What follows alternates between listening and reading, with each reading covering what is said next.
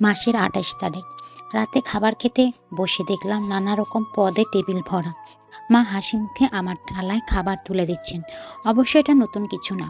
আমাদের বাসায় মাসের শেষে কেন জানি না খুব যত্ন করে আমাকে খাওয়ানো হয়। আমার সাথে খুব ভালো ব্যবহার করা হয়। আমার সবকিছু তখন একদম চোখের সামনে তৈরি থাকে, কোনো কাজ করতে হয় না। চাটাও মা নিজে তৈরি করে দেন। বিষয়টা অদ্ভুত লাগে। বহুদিন চিন্তা করেও কিছু বুঝতে না পেরে খুব ক্লোজ বান্ধবী তরির সাথে আলোচনা করতেই ও মুখ গম্ভীর করে ফেলল। তারপর বলল, তোকে কয়েকটা প্রশ্ন করব, ঠিকঠাক উত্তর দিবি। আর এরপর আমি কোনো তিতা কথা বললে সেটা মেনে নেওয়ার মেন্টালিটি থাকতে হবে। আমি মাথা নাড়ালাম। কথা শুরু করতেই যাব ঠিক অমন সময় তরির ছোট বাচ্চাটি এসে তরির কোলে উঠল। তার ঘুম পাচ্ছে, বারবার ঘুম ঘুম করছে। নীরা, তুই বস, আমি ওকে ঘুম পাড়িয়ে আসছি বলে তরি ছেলেকে কোলে নিয়ে চলে গেল। কিছুক্ষণ পর ও ফিরে এলো। খুব একটা অপেক্ষা করতে হলো না। তরি আমাকে বলল, তুই কি যেন বলেছিলি তরি? প্রশ্ন করলাম।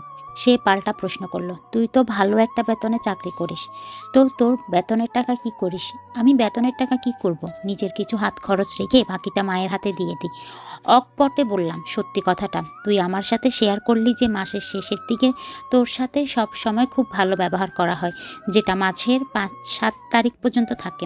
তারপর তোর সাথে নানা ধরনের ঝগড়াঝাটি, অবহেলা, হাজিবাজি এরকম শুরু হয়, তাই তো?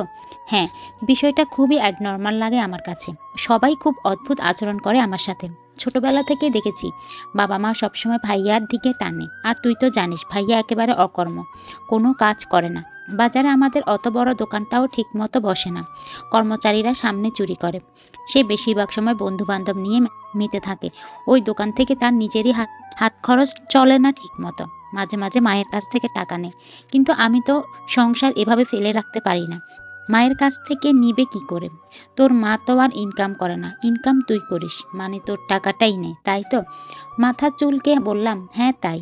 আমি আর তুই সমবয়সী। আমি বিয়ে করে ২টি বাচ্চার মা হয়ে গেছি। বলা বলা যায় আমাদের দেশে ৩০ বছর বয়সকে বিয়ের সময় পার হয়ে যাওয়ার সাথে তুলনা করা হয় মেয়েদের ক্ষেত্রে। তাহলে তোর বাসা থেকে বিয়ের জন্য কোনো চাপ দিচ্ছে না অথবা ঘটক ধরছে না কেন? জানিস তোরই, এই বিষয়টা আমাকে অনেক ভাবায়, কিন্তু লজ্জা লাগে বলতে। বুঝিস তো, একটা মেয়ে হয়ে নিজের বিয়ের কথা কিভাবে বলি? তাছাড়া আমার তো কোনো বয়ফ্রেন্ডও নেই, কখনো ছিলও না। সারা জীবন পড়াশোনা করেই সময় কাটিয়েছি। শোন, এত কথা না বলি, তোকে এই অল্প সময়টুকু আদর যত্ন করা হয় শুধুমাত্র তোর বেতনের টাকাটা নেয়ার জন্য, আর কিছু না। তরির কথা আমার কানে যেন বিস্ফোরিত হলো।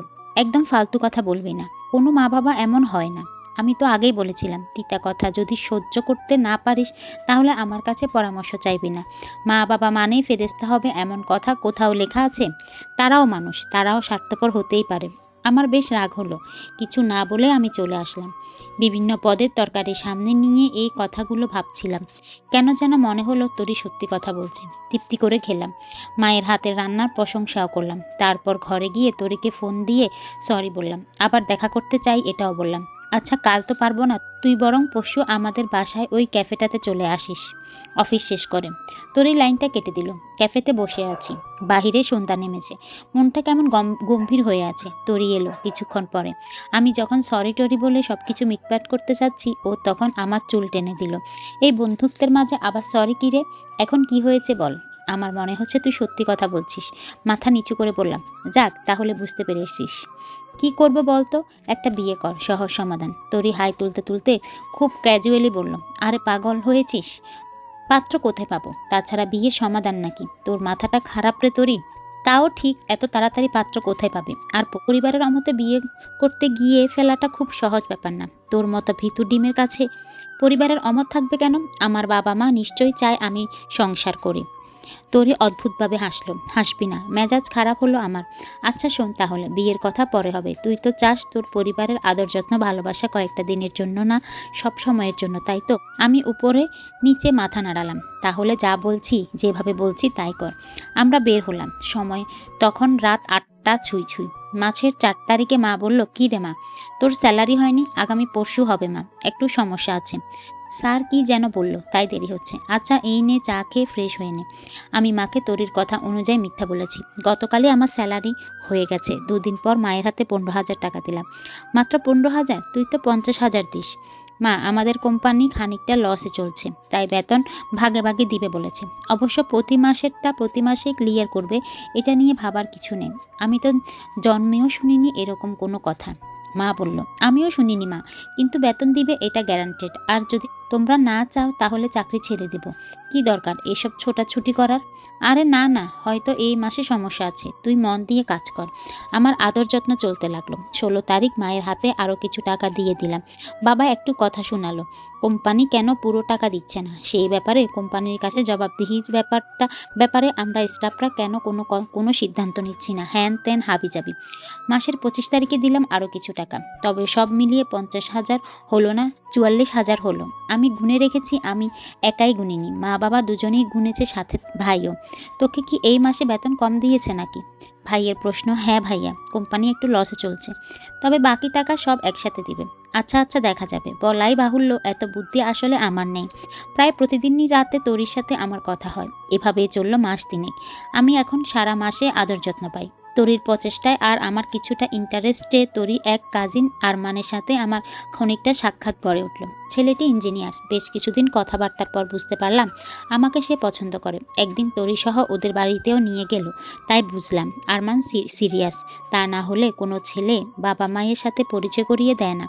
আর তার বোধহয় খানিকটা তাড়াও আছে, সময় নষ্ট করতে চায় না। নীরা, মা শোন, তোর ভাইয়ের দোকানে কিছু মাল তোলা দরকার, সেই জন্য টাকার দরকার, বুঝতে পারছিস? এত বড় দোকান। মা কফির মগ হাতে দিয়ে বলল, আমি কি করব মা? আরে ও তো টাকাটা ধার চাইছে, ব্যবসা একটু ঘুরালেই ফেরত দিয়ে দিবে। অফিস থেকে লোন নে টাকাটা, বাবা পাশ থেকে বলল। এমন সময় রিংটোনটা বেজে উঠল। আমি হাত ইশারা করে নিজের ঘরে চলে এলাম। নাম্বার দেখে বুঝতে পেরেছি এটা কল সেন্টারের নাম্বার, তবুও ওই মুহূর্তে আমার কী বলা উচিত বুঝতে পারছিলাম না, তাই ঘরে চলে এলাম। আবার যথারীতি তরিকে ফোন দিলাম। মেয়েটাকে আমি যথেষ্ট পরিমাণ জ্বালাচ্ছি, নিজেও বুঝতে পারছি, কিন্তু ও আমার ছোটবেলার বন্ধু, আমার সুখে দুঃখে সব সময় পাশে থেকেছে, আর আমার পরিবারকেও খুব ভালোভাবে চেনে। ও আচ্ছা, এবার আবার লোনের কথা বলেছে তোকে? শোন, ওই টাকা তুই আর জীবনেও ফেরত পাবি না, তরি বলল। জানি তো, কিন্তু কিভাবে না করব সেটাই তো বুঝতে পারছি না। বলছি মন দিয়ে শোন। ঘন্টা পর আবার বাবা মা এর ঘরে এলাম। মা, কিছু একটা বলেছিলে তোমরা? হ্যাঁ, অফিস থেকে টাকাটা লোন হিসেবে নে, বাবা বললেন। বাবা, আমি অলরেডি লোনের জন্য অ্যাপ্লাই করেছি। বলছি না কোম্পানি খানিকটা লসে চলছে, তাই পেতে দেরি হচ্ছে। মানে কি? কেন? কই, আমাদের তো জানাসনি। আমার বিয়ের জন্য বাবা। আমি জানি তোমাদের সামর্থ্য সম্পর্কে। বাবা মা মুখ চাওয়াচাওয়ি করল। আমি আরমানের কথা বললাম, এটা বিয়ে করার সময় নাকি? পরিবারটা দেখবি না, আমরা তো পানিতে ভেসে যাব। ভীষণ অবাক হলাম। আমি একটা ছেলের কথা বলছি যাকে বিয়ে করতে চাই, ওনারা ছেলের নাম পরিচয় পরিবার পেশা কিচ্ছু জিজ্ঞেস করতে চাইল না। তরি ওর হাজব্যান্ড সহ আরমানের পরিবার এলো পরের শুক্রবার। আপ্যায়ন তো হলো, কিন্তু মায়ের মুখ ভার। ভাইয়া বাসায় নেই, বাবাও কথাবার্তা তেমন না বলে মাঝে মাঝেই বাসি পেপার চোখ বুলাচ্ছে। আমি বিব্রত বোধ করলাম। তরি কানে কানে বলল, চিন্তা করিস না, চাচি মাটির মানুষ, সব জানিয়েছি। চমকে উঠলাম। বলে কি? এই মেয়ে বিয়ে ফাইনাল হলো। আরমানের বাবা মা আর আর এদিকে থেকে আমার আর তরির কথাবার্তায় বাবা মা বোবা মুড। তারপর কি কিছু একটা হলো কে জানে। আরমান বলল, এত ঘটা করার দরকার নেই, যেভাবে আছি সেভাবে বিয়েটা হোক আজকেই। আমি হাঁ করে চেয়ে আছি। বাবা মা ভেবাচেকা খেয়ে গেছে। তরির মুখে মৃদু হাসি। বুঝলাম কোনো একটা কলকাঠি নাড়া হয়েছে। 10 লক্ষ 1 টাকা কাবিনে পরনে শাড়ি পরে আমার বিয়ে হয়ে গেল। তরির হাজব্যান্ড কাজী কিভাবে জোগাড় করলো কে জানে। আমি শুধু ট্রাভেল ব্যাগে কিছু জামা কাপড় আর প্রয়োজনীয় সামগ্রী ভরার মতো সময় পেলাম। অবাক হবার বিষয় হলো, ভাইয়া এসে খুব চিৎকার চেঁচামেচি করলো। ওদের সামনে আমাকে নোংরা ভাষায় গালিগালাজ করলেও বাবা মা একবারও থামালেন না। আমি গাড়িতে উঠলাম একা একা। ডাক ছেড়ে কাটতে ইচ্ছে করছিল। বিয়ে 22 দিন পার হয়ে গেলেও মা বাবাকেও ফোন করলেন না। আরমানের পরিবার অন্যরকম। শাশুড়ি মা খুব ভালো মানুষ, আর আরমান যে এত সুন্দর মনের মানুষ আগে বুঝতে পারিনি। তখন শুধু পরিত্রাণ চেয়েছি নিজের পরিবার থেকে। এইসব ভাবলে এখন লজ্জা লাগে।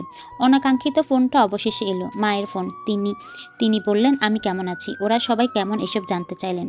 আমার কান্না পেল। মা তবে সত্যি নিজের ভুল বুঝতে পেরেছে। আমিও জানলাম সব। আচ্ছা শোন মা, তুই আর আরমান ঘুরে যান। ছেলেটাকে একবেলা খাওয়ানো পর্যন্ত হলো না। ও কী খেতে পছন্দ করে আগেই বলে দিবি, রেঁধে রাখবো। আচ্ছা মা, আমার গলা ধরে এলো। আর শোন, এই মাসের টাকাটা সেদিনই দিস, তোর সময় কম।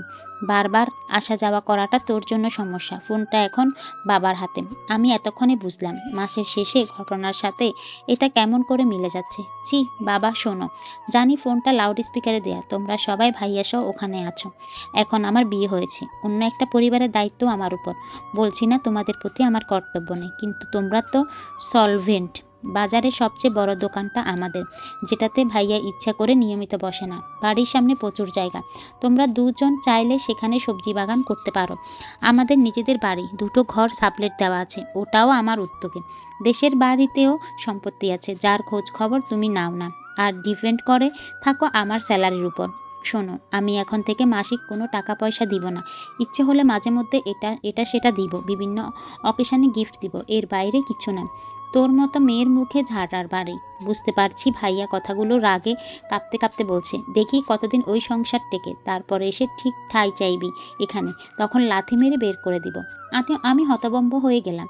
বাবা মা কিচ্ছু বলছে না তাদের ছেলেকে, তবুও দৃঢ় কণ্ঠে বললাম, যেই সম্পর্ক টাকা দিয়ে কিনতে হয় সেটা তোমাদের কাছেই রাখো। আর ভুলে যাবা তোমার একটা বোন ছিল। লাইনটা কেটে দিলাম। এই প্রথম তরির পরামর্শ ছাড়া আমি নিজে কথাগুলো বললাম। নিজেকে কেমন যেন মুক্ত স্বাধীন লাগছে। ধন্যবাদ, কেমন লেগেছে অবশ্যই জানাবেন, আর আপনাদের পরামর্শ দিবেন।